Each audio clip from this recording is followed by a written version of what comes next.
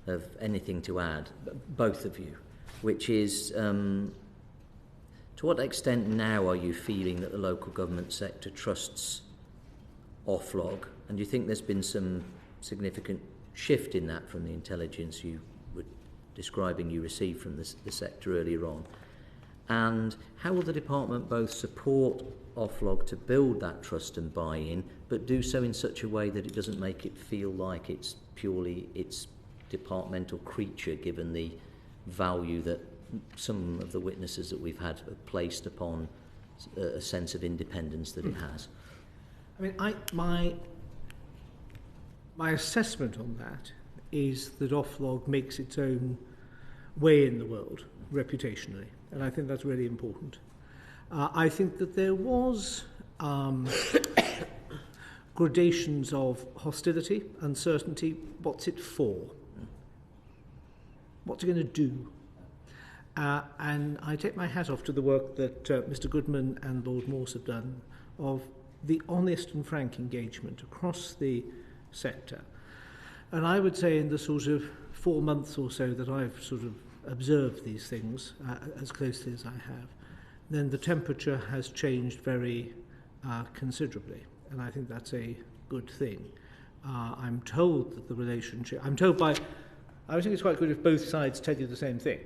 So I'm told by both the LGA and by Oflog that relationship is sort of warm, cordial, professional, mutually supportive, etc., neither seeing, particularly the LGA, not seeing Oflog as a threat. So ongoing, I think it's one of those things where as it sets down its a wider network of roots and matures, that relationship building grows. But I think, again, it will grow more swiftly because there will just be more and more examples of Oflog acting in a dispassionate, independent way. You'd say that, obviously the mood of hostility's moved on. Would you feel the mood of, but what's it actually going to do? Will it really add any value? Has also moved on, or is that the next stage? I think it's moving on. I think, again, the proof of the pudding is in the eating. But I think once the initial suspicions as to why, you then now move to so what can you do to benefit me, to actually sort of put flesh on the bones of the narrative. And as time goes by and as it evolves, I think it will self-demonstrate its utility in the space. I think at office level, the feeling from the sector, exactly as the Minister has said, is of growing acceptance. I think if I talk to my opposite numbers in councils, what they would say is there's a real acceptance of the value of some data synthesis and some transparency across the sector, and an understanding that can be used to support, like in any sector, improvement, actually, and people are keen to learn from each other. And some of the stretched chief executives have busy jobs, sort of say, yes, I don't spend enough time looking at straightforward data in a comparative way. So there's quite a positivity about that. And then I would describe, I think, on the worn function of Oflog, there's a sort of regretful but accepting sense that there have been just sufficient problems recently, albeit in a minority of councils, that it actually is helpful to have an organisation that gets into the sector and tries to spot issues before they emerge. Because I think most of the sector, who are obviously mostly excellent, don't want the conversation to be dominated by failure. So there is a value in that, and we're seeing the feedback I get, an acceptance of that. Where I think we've got more to do is Oflog's work to support the sector and support quality improvement and development. I think we all feel that there's more to be done there. As a department, we work with the LGA and others, but it's quite a mixed tapestry of organisations, so that's yet to come. Just trying to work out from the discussion earlier about productivity statements, that the productivity statement was supposed to have an indication of waste in it, but I can't understand why any local authority would volunteer a statement that they were wasting money or that they'd identified waste. I mean, that would seem quite a difficult thing for any organisation to front up about. Yes, I mean that's a fair point. But let me give you that example again about procurement, which is we know that we could be saving money. So by definition, is another way of saying we know that we are spending money unnecessarily because our procurement isn't as sharp and as focused and as effective as it could be. But we don't quite know how to move from A to B. And when we see some analysis, maybe the payback time is, longer than hoped for, etc. So we found it difficult to move that out. Now, in essence, that is, I suppose, a waste of money because it's spending money that could be saved. So I suppose phraseology. I don't think anybody's ever going to write, "Dear Minister, I must confess I've wasted £750,000 on, pink elephants in the park," or whatever it may happen to be. It'll be, we've found ways to be even more efficient. Or we are identifying ways where we could be more efficient, but we are having difficulty finding the ways of delivering it. How can you help? Yeah, Chairman. Good. Moving on to the important issue of independence of Oflog. Ian. Thanks, Chair. Just building on what Andrew's talking about, Minister, about trust. And we've heard throughout this inquiry that independence is the most important thing Oflog could have to build trust and buy-in. However, some of the evidence that we have is worrying and maybe contradicts a little bit what you're saying about building up that trust. Hounslow Borough said that the level of Oflog's independence was currently unclear and the clarity around this needed to come to ensure its professional credibility. District Council's network said Oflog was not currently perceived to be genuinely independent of ministers. So why does the department refuse to let Oflog be truly independent? It's something, if at the root of your question, and I just hope that some of the answers we haven't been able to give indicates operational independence, not ministerial or official helicoptering of it. There is, of course, the potential to create an arm's length organisation that is kept under review, but I think good progress has been made from, a pretty low base mark, but very good progress has been made in proving, in Oflog demonstrating to the sector its operational independence. Why does it remain part of the department? What reasons are there for that? It is at an initial phase. It's being set up. I think that is right, rather than to try and create something which is a very important body and asking it to expect to be sort of freestanding from day one. I keep using this phrase and about the sort of evolutionary approach, and I think we have to have an evolutionary approach on governance as well.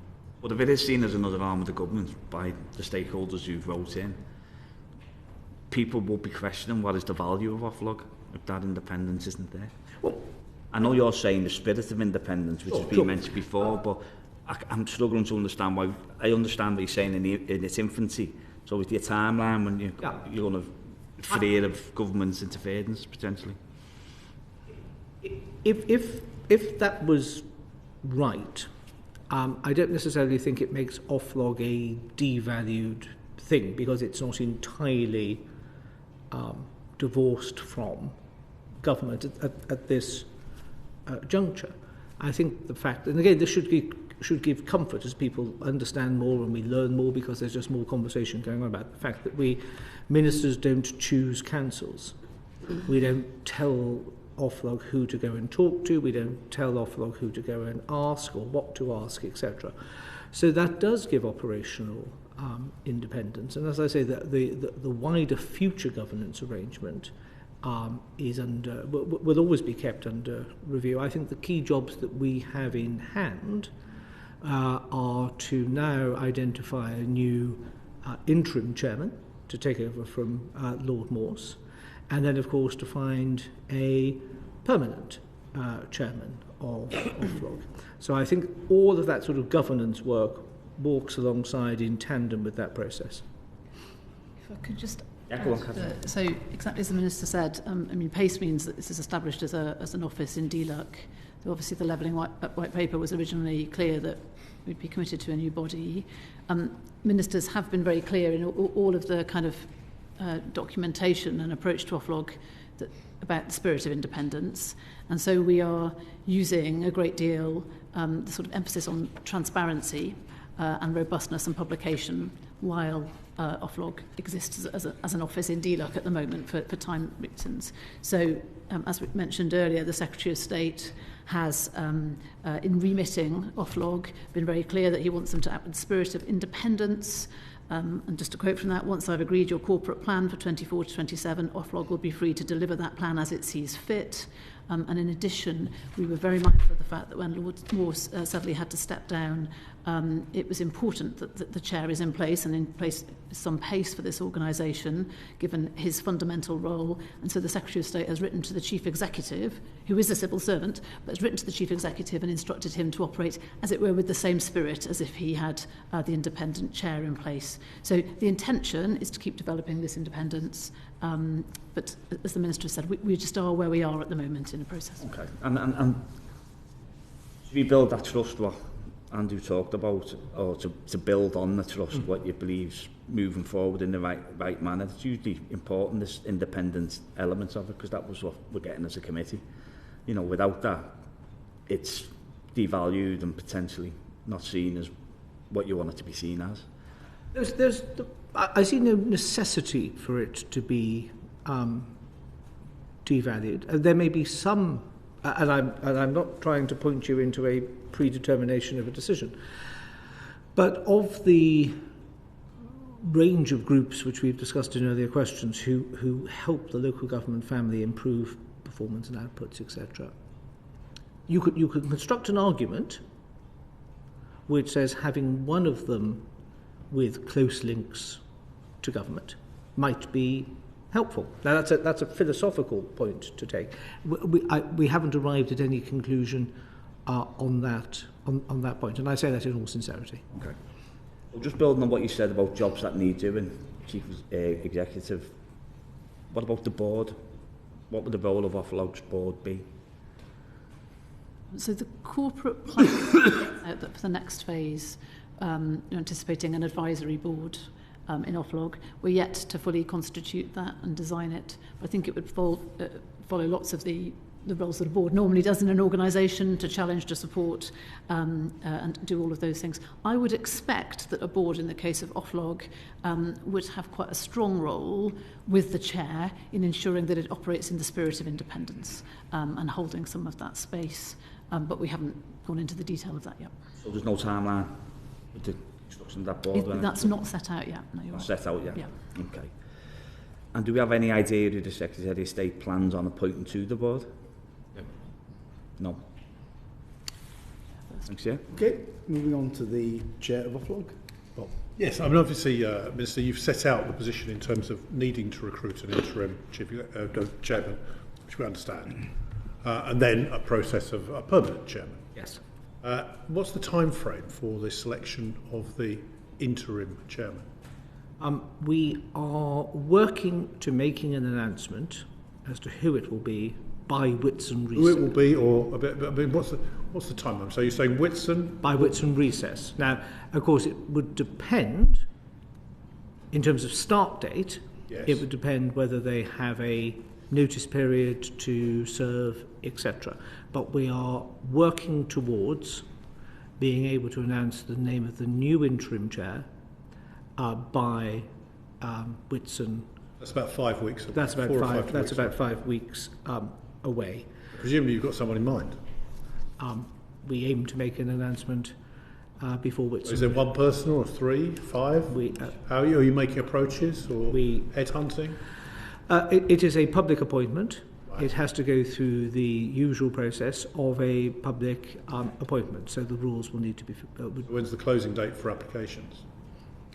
Because we're doing this on a direct appointment basis, because it is another interim posting. So in the case of Lord Moore sadly having to step down, we think it is very important that there is a chair in place fairly promptly for Oflog, for all the reasons we've talked about, actually, about having that sense of independence and that anchor of independence. So the process that we're following is to use a direct appointment process in this context. Now, you will know, under normal rules of direct appointments, there are there's an an outside time limit that we would normally appoint for, which is up to 18 months. I think in this case the Minister said that we would anticipate it may not be that length of time. My anticipation is the interim chair would be interim chair for no more than 12 months.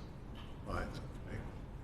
No more than 12 months, but obviously we don't know when that person would start at this point in time. Correct. This committee has constantly asked about the opportunity for us to be involved in pre-appointment. Yes. I understand completely for the interim chairman, that's quite a challenge.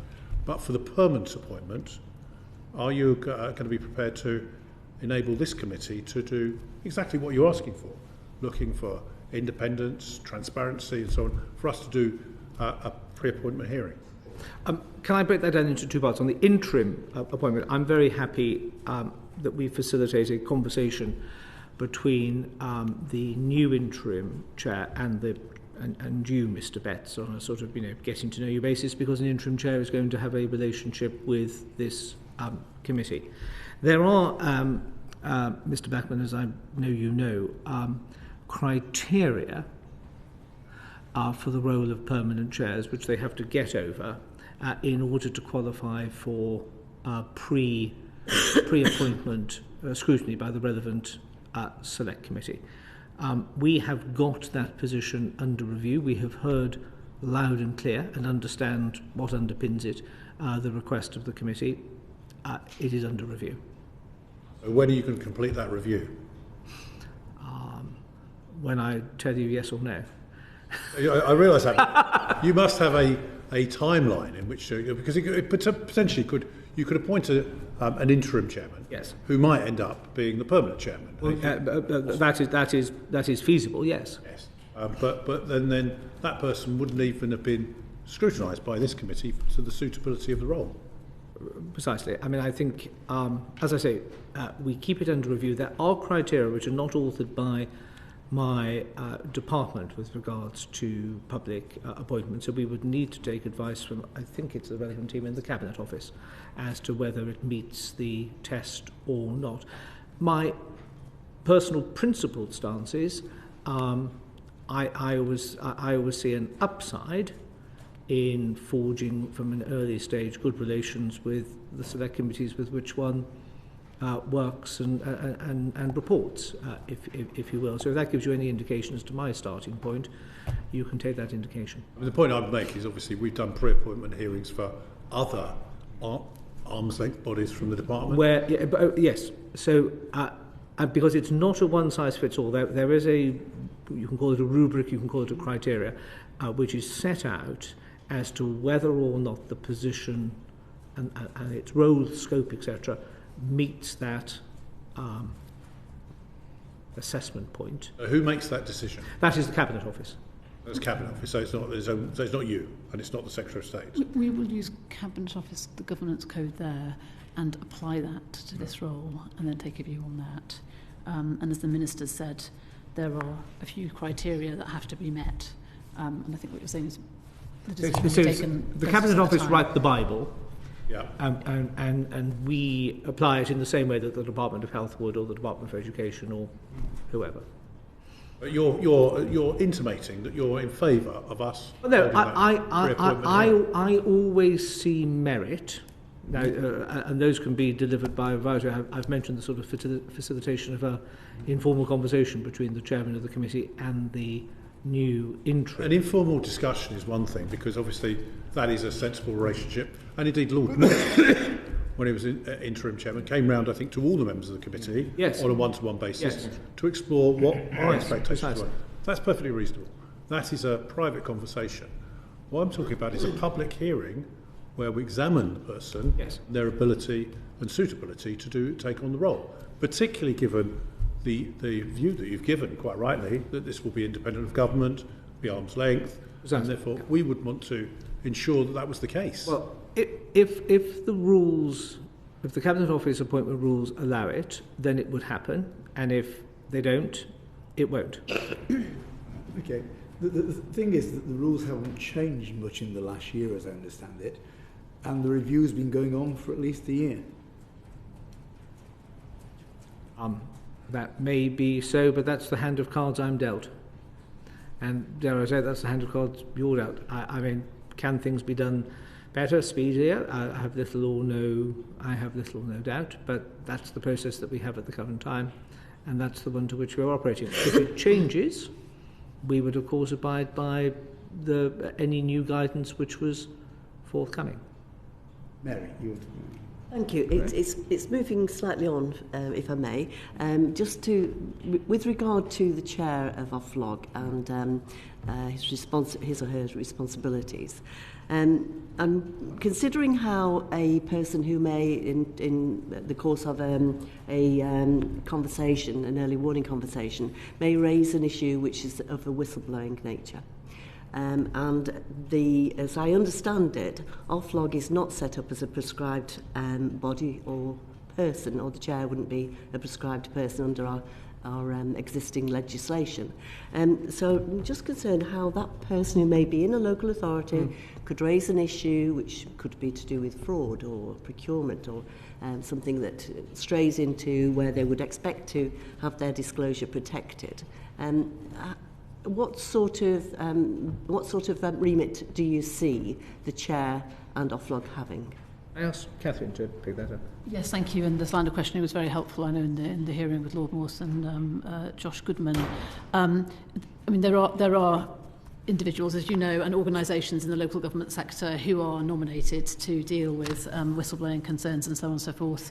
And I think what Lord Moore said in that hearing is something I absolutely concur with, which is just we'll need to make sure that Oflog is in a position to deal with any such queries that's raised in exactly the right way to enforce all of the kind of the whistleblowing protections that are normally in place. We learned from the conversation of that hearing, found that very helpful. Lord Morse was, of course, already thinking about it. And so just to assure you, we'll carry on working on that. Totally understand the importance of it. Thank you. So it could acquire some status of its own? Or are we talking about it simply being a signposting? I wouldn't want to predetermine what the answer is, but it certainly may be the latter. Yeah, I don't know. But that's what we need to work out. Right. We will need to work that out. Thank everyone very much for questions, and Minister, thank you very much for the answers you've given to us this afternoon. I think if I just say, follow on your comments at the beginning about Lord Morse, I think we all want to thank him for the work he's done in a challenging situation to get this organisation up and running and generally keep goodwill amongst all parties. And I think we want to send him our best wishes given the health issues which have forced him to step down. I'm sure we could do that. He's a great loss yes. To the organisation, but I know, Chairman, he will appreciate the remarks you've just put into the record. It will be formally right him on those grounds as well. Thank you very much indeed. Okay. All of that brings us to the end of our public proceedings for today. Thank you. The proceeding has ended.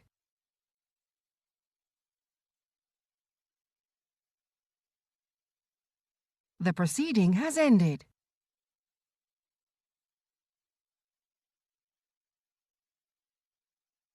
The proceeding has ended.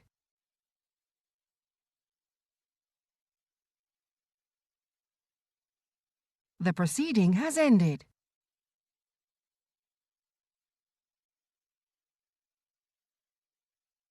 The proceeding has ended.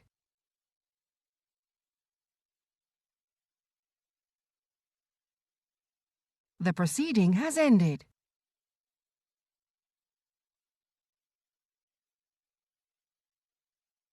The proceeding has ended.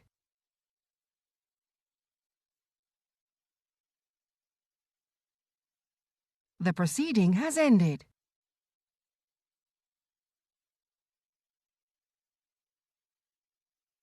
The proceeding has ended.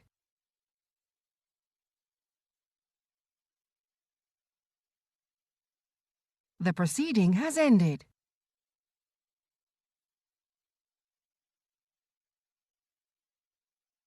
The proceeding has ended.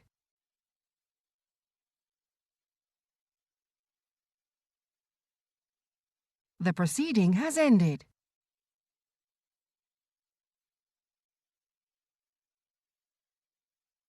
The proceeding has ended.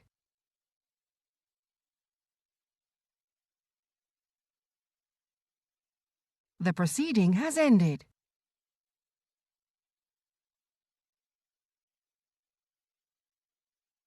The proceeding has ended.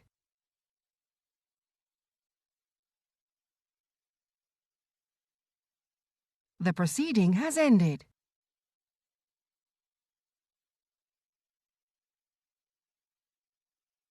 The proceeding has ended.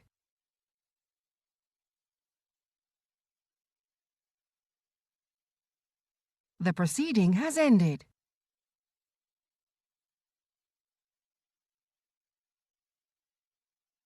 The proceeding has ended.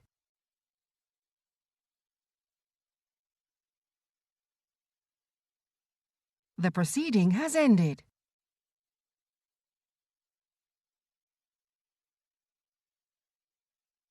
The proceeding has ended.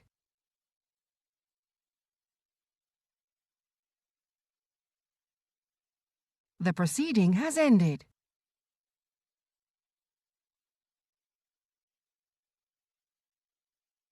The proceeding has ended.